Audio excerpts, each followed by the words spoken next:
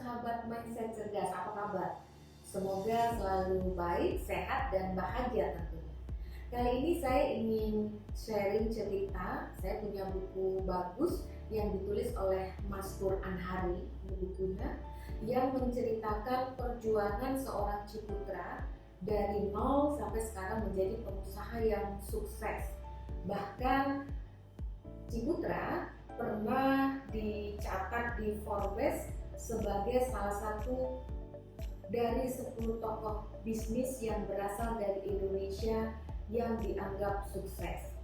Apa saja yang dirintis oleh Ciputra secara lengkap di sini diceritakan. Kamu bisa baca sendiri kalau ingin mengetahui cerita detailnya. Saya akan sharing tentang garis besarnya. Apa proyek pertama yang dibangun oleh Ciputra di Indonesia? Siapa yang nggak tahu Ancol? Kamu semua tentunya pernah pergi ke Ancol. Atau bahkan kalau tidak pernah pergi yang ada di luar kota, dengar cerita tentang Ancol. Ternyata Taman Impian Jaya Ancol ini adalah rintisan yang dibangun oleh Ciputra.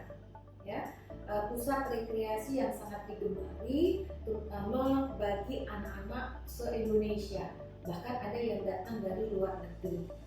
Ancol ini merupakan taman rekreasi yang terbesar pertama di Indonesia yang masuk dalam 10 besar di dunia pada zamannya.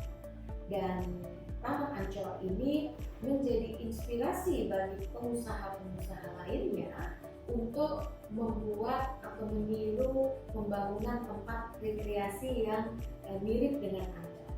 Dalam buku ini juga diceritakan bahwa Ciputra juga berhasil membangun kota baru yang beragam di beberapa tempat sebagai produk proyek properti dia di dalam dan bahkan di luar negeri. Contohnya, dia telah membangun 22 kota baru. Antara lain adalah Pondok Indah yang di Jakarta, pasti tahu Pondok Indah, Bintaro Jaya, Bumi Serpong Damai, dan Citra Raya ada di Surabaya. Bahkan di luar negeri, di Vietnam, juga membangun Ciputra International City di Hanoi, Vietnam. Bukan main, artinya pengakuan bahwa Ciputra adalah pengusaha besar yang cukup disegani di bidang properti dan pengembangan wilayah. Itu bukan isapan jempol, tetapi sudah ada bukti-buktinya yang bisa kita lihat. Sederet prestasi dan penghargaan juga telah diperoleh oleh pengusaha senior ini sehingga dijuluki sebagai begawan properti Indonesia. Dan bagi kamu yang mengetahui legasi bangunan kota-kota baru tersebut, tentunya ingin tahu bagaimana awalnya sehingga Ciputra sukses untuk membangun hal tersebut. Apakah Ciputra lahir dari keluarga konglomerat yang memang modalnya besar? Ternyata tidak. Artinya kamu juga bisa menjadi Ciputra-Ciputra lain yang mempunyai bisnis sesukses Ciputra. Bagaimana kisah hidup? Kita lihat di buku ini, kita baca buku ini. Dikatakan oleh Ciputra, justru karena asuhan dan gemblengan serta pola asuh yang keras itu menjadikan jiwa dan pribadi Ciputra seperti digembleng sehingga dia menjadi orang yang kuat. Bayangkan, pada usia 12 tahun, Ciputra ini harus mengalami cobaan yang dahsyat, yaitu kehilangan ayah yang dicintainya sebagai tulang punggung keluarga, kemudian dipenjara oleh penjajah Jepang, kemudian meninggal di dalam penjara, dan akhirnya ini yang menjadikan Ciputra lebih kuat dalam menghadapi cobaan-cobaan selanjutnya. Kepergian sang ayah ini menjadikan Ciputra dan keluarga ya seperti keluarga atau anak yang kehilangan induk. Ya. Hilang nahkoda keluarga sudah hilang dengan wafatnya seorang ayah, maka di usia yang sangat muda Ciputra sudah bekerja, jadi diceritakan dalam buku ini di pagi hari sebelum berangkat sekolah, Ciputra mengurus sapi-sapi peliharaannya terlebih dahulu, kemudian setelah itu dia baru pergi ke sekolah dengan menempuh perjalanan sepanjang kurang lebih 7 kilo, bayangkan dari rumahnya ke sekolahan. Jadi pulang pergi dia menempuh 14 kilo perjalanan. Artinya memang kegigihan itu sudah ada sejak Ciputra kecil. Ciputra sendiri terhitung usianya, kalau dibandingkan dengan usianya, itu telat masuk sekolah.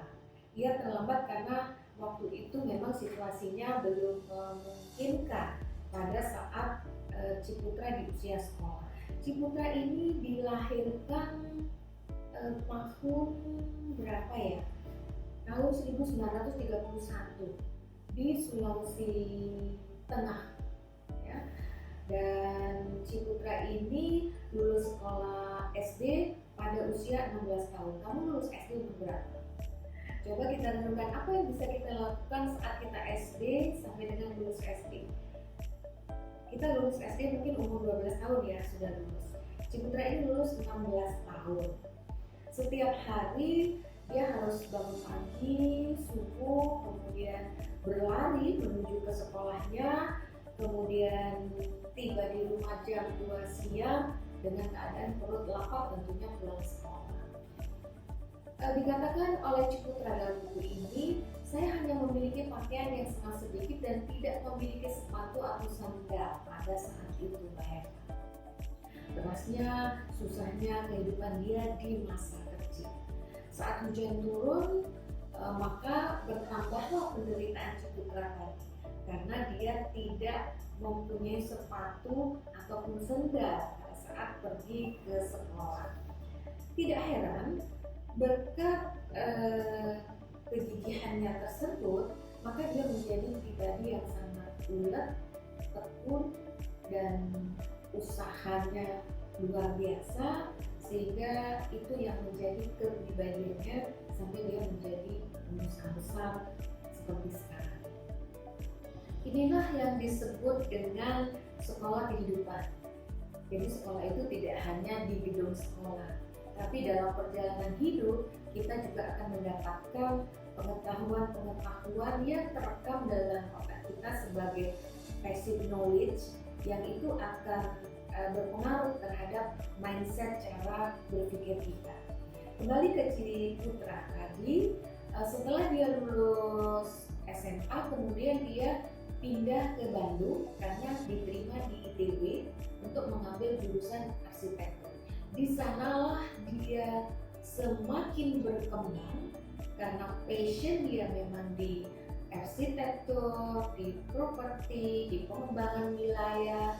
Setelah lulus ITB, kemudian dia membuka perusahaannya sehingga terus berkembang menjadi seperti sekarang.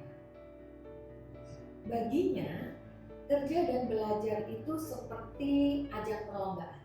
Ia terus berlatih dan berlari untuk meraih prestasi yang tertinggi, seperti seorang atlet yang bercita-cita menjadi pemenangnya, dan dia menikmati untuk meraih kemenangan tersebut, berjuang meraih kemenangan.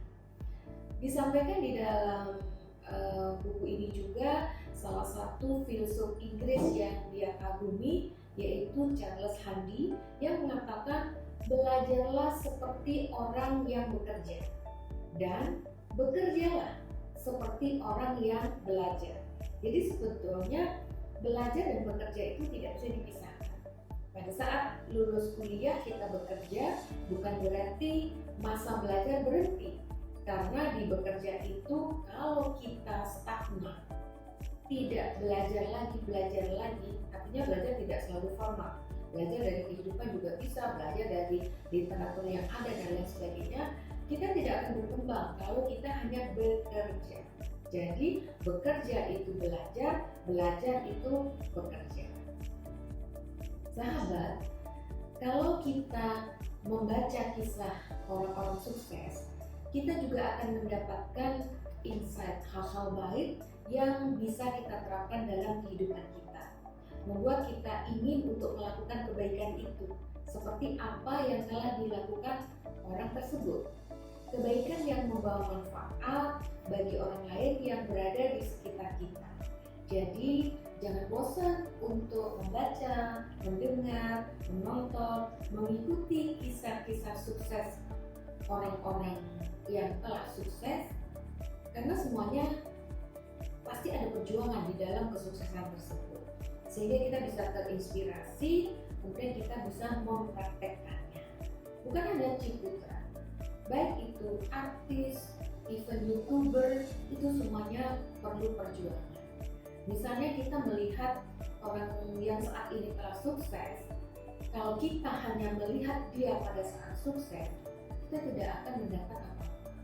Tetapi apabila kita mendengarkan, membaca bagaimana perjuangan dia mencapai kesuksesan, maka kita akan tahu apa strategi, trik, tips yang dia lakukan untuk menjadi orang sukses tersebut. Jangan bosan untuk mengikuti video inspirasi dari Mindset Cerdas. Sampai jumpa.